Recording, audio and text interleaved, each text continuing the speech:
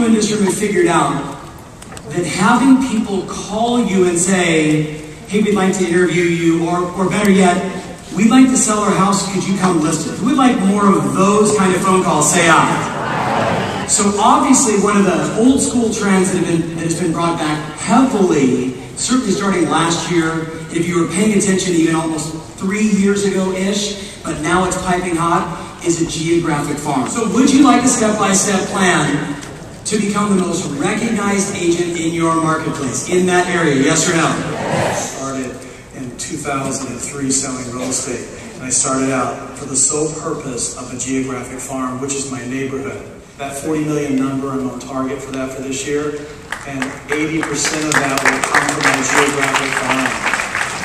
And here's my farm. I love this neighborhood. I was very, very lucky to be in a neighborhood. I'm in a 1920s neighborhood in Oakland. It's all different types of architecture.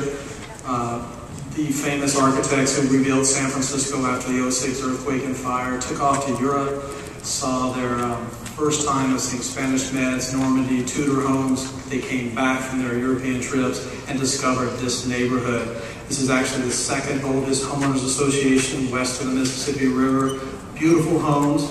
I'm lucky to live in a neighborhood that has carried me through the recession, through $600,000 price point, 800, a million, $1.2 million, $1.4 million, $1.6 million. So when one part during the recession was faltering, by being an expert in the farm and owning the market share, owning about 40% of the market share, I was able to survive during the recession and do quite well. First thing I did that no one knew, I was studying my competition. I was going into open houses, I was looking at the agents, and I was studying and listening in other rooms as to how they approach people. In the farm, you say our neighborhood. You just don't want to be like every other agent. Own it and make it yours.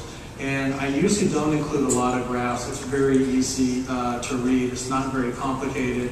But you know, I divided up into the two different markets, those houses below $1 million, those houses above $1 million, and then I sold 60% of the homes over $1 million this year for the first 6 months. So I put another graph there just to show that I do spend a lot of money on the catering. I think $1,000 is a lot of money for a 2-hour period for neighbors. But it's lunch, it's a very nice lunch, and it's a great time. You spend $1,000 and have the neighbors there, and you come away with 4 listing appointments. That's a very small amount of money.